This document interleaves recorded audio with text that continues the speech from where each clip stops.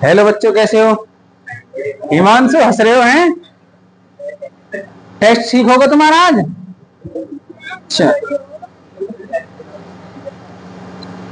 हाँ बेटा, कौन सा सवाल बता रहे हैं आप? किसमें मिस्टेक है बताओ जरा। कौन सा सवाल है? अच्छा, साइंस का है। टेस्ट तुम्हारा साइंस का है कल। उसे कल देखेंगे, पहले आज बताओ। अगर किसी सवाल में कोई दिक्कत थी तो मैथ में बताओ भाई। क्या था? Sine 3a is equal to cos a minus 26 degree, जहां 3a न्यून कोण है। जहां बेटा दिखाई दे रहा, जो 3a है वो क्या है? न्यून कोण है। तो a का मान ज्ञात करना है। तो बड़े सिंपल सवाल है, ये बहुत ही सवाल है। देखो इसे कैसे करेंगे, ये बोर्ड में आया हुआ सवाल है, एनसीईआरटी का सवाल है। देखो कैसे करते हैं इसे। जब इसका सॉल्यूशन करेंगे बेटा हम, तो हमारे पास है sine 3a is equal to cos a minus 26 यानी 26 डिग्री। ठीक है। देखो, या तो इधर वाले को चेंज कर लो, इधर कोस है तो इसे कोस में चेंज करो, या इधर क्या है? साइन है तो इधर भी साइन बनाओ। तो आसानी किस में रहेगी? इसे चेंज कर लेते हैं, साइन 3a। तो बेटा हमारे पास एक फॉर्मूला है कोस 90 माइनस थीटा। कोस 90 माइनस थीटा जो होता है बेटा, वो होता है साइन थीटा के बराबर। किसके बराबर होता है जी? यानी साइन थीटा का मतलब है यहाँ जो भी वैल्यू होगी ना बेटा, वो यहाँ आएगी थीटा के स्थान पर। अब देखो, जैसे यहाँ वैल्यू क्या है? 3 है, तो ये थीटा है पूरा। तो इसे हम लिख सकते हैं कोस 90 माइनस 3a। क्योंकि देखो बेटा, कोस 90 माइनस थीटा किसके बराबर है? साइन थीटा के। तो कोस 90 माइनस 3a तो किसके बराबर हो जाएगा? साइन 3a के। यानी साइन 3a को हम कोस 90 माइनस 3a लिख सकते हैं, नहीं लिख सकते हैं कि नहीं लिख सकते? ठीक है, बराबर जो लिखा हुआ है सेम लिखो बेटा, कोस a माइनस 26 डिग्री। ठीक, कोस से कोस कैंसिल। ठीक है जी। तो बेटा क्या बचा? 90 माइनस 3a बराबर a माइनस 26 डिग्री। ठीक, अब a की वैल्यू निकालनी है। तो जो a वाले पद हैं वो एक तरफ, और जो बिना a वाले पद हैं वो एक तरफ। तो 90 इसे इधर लाओ बेटा, तो प्लस का 26 बराबर a तो इधर है ही। जब ये माइनस का 3a इधर जाएगा तो क्या हो जाएगा? प्लस का 3a। ठीक है जी। 90 और 26 कितने हो जाएंगे? 100। कितने हो जाएंगे? 116 बराबर 4a। a की वैल्यू निकालनी है, तो जिसकी वैल्यू निकालनी है उसे बिल्कुल अलग रखो। तो हमारे पास आ जाएगा a is equal to 116 upon में 4, और 4 एकम 4 और 29 दिया 116, सॉरी 29 चौके 116। तो बेटा a की जो वैल्यू आ जाएगी हमारे पास, वो आ जाएगी 29 डिग्री। 20। ठीक, अब ये कह रहा है जहां 3a न्यून कोण है।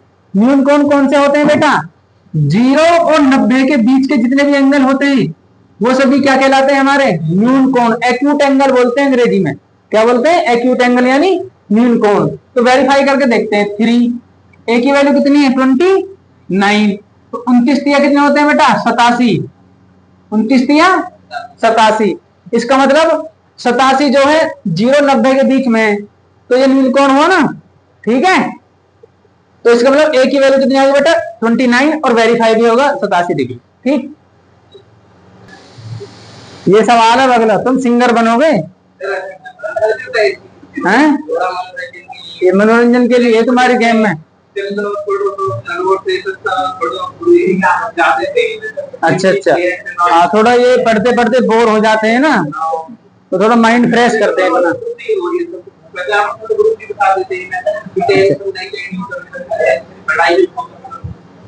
अच्छा, एक बार तुम इसमें बताओ। इधर आओ, इधर इधर आओ, माइक पे बताओ आगे। इधर इधर आओ, इधर। अरे हिमांशु इधर आओ, तुम आओ इधर। आओ इधर, आओ आओ इधर आओ।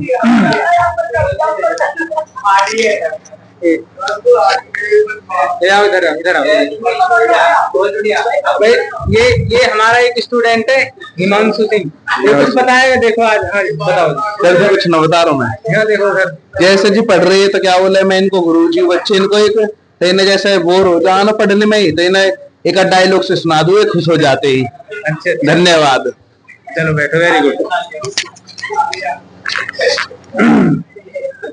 देखो बच्चों, आपने ये हमारे बैच का ये होनहार बच्चा है, और ये जो बच्चा परेशान रहता ये उसे खुश करने का काम करता, और ये वाकई में ही बहुत हंसमुख बच्चा है हमारी कोचिंग का।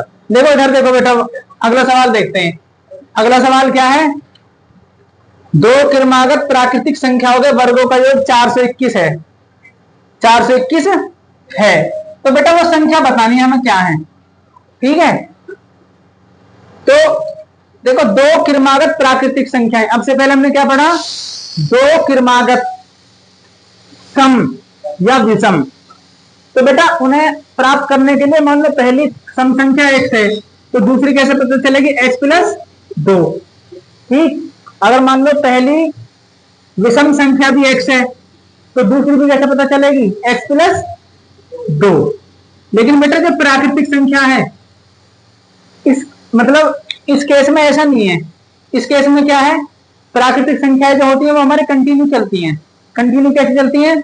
जैसे बेटा 1, 1 के बाद 2, 2 के बाद 3, 3 के बाद 4। यानी हम कैसे पता कर पा रहे हैं? यानी सपोज मान के चलो पहली संख्या हमारे पास x है, तो दूसरी कैसे पता चल रही है हमें?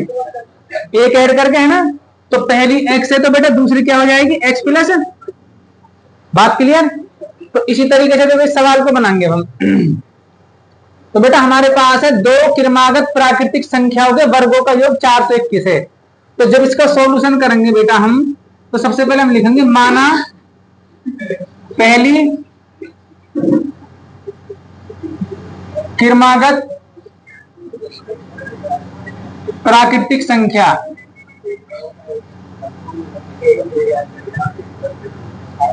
बेटा वो मान लेंगे हम x। पहली क्रमागत प्राकृतिक संख्या x तथा दूसरी क्रमागत प्राकृतिक संख्या बराबर x प्लस 1, ठीक। अब बेटा पियर्सन के अनुसार क्या है? संख्याओं के वर्गों। तो बेटा पहले संख्या है ये, इसका वर्ग करो। एक संख्या ये है, इसका वर्ग करो। संख्याओं के वर्गों का योग, योग मतलब बेटा जोड़, किसके बराबर है? 400, ठीक। तो देखो ये आ जाएगा एक्स स्क्वायर प्लस ए मानो इसे बी मानो, तो ए प्लस बी का होल स्क्वायर क्या होता है? ए स्क्वायर प्लस बी स्क्वायर, यानी 1 का स्क्वायर 1 प्लस 2ab 2ab यानी कि 2x, और इसे इधर ले आओ तो माइनस के 421 बराबर 0। एक और एक कितने होंगे बेटा? 2x स्क्वायर प्लस के 2x, 421 में से एक जाएगा तो माइनस के 400 बराबर, ठीक बेटा। इधर देखो, दो कॉमन निकाल लो सब में से, दो कॉमन निकाल लो सब में से। तो दो कॉमन निकालोगे तो क्या बचेगा?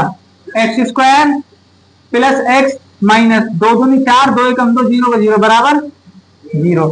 जो बेटा दो गुना है वो 0 में पहुंच जाएगा। तो x square plus x minus के 210 बराबर 0, ठीक। अब बेटा 210 एकम 210, तो 210 के ऐसे फैक्टर करने हैं हमें कि अगर उन दो फैक्टरों की मल्टीप्लाई करें हम तो आना चाहिए 210, और अगर उन्हें हम घटाएंगे आपस में तो कितना आना चाहिए? 1। कितना आना चाहिए? तो कितने फैक्टर बनाएंगे बताओ? 11 माइनस, अरे 11 माइनस 10 के बनेंगे भाई, 21 माइनस 10 बनेंगे। देखो 21 की गुना करो आप,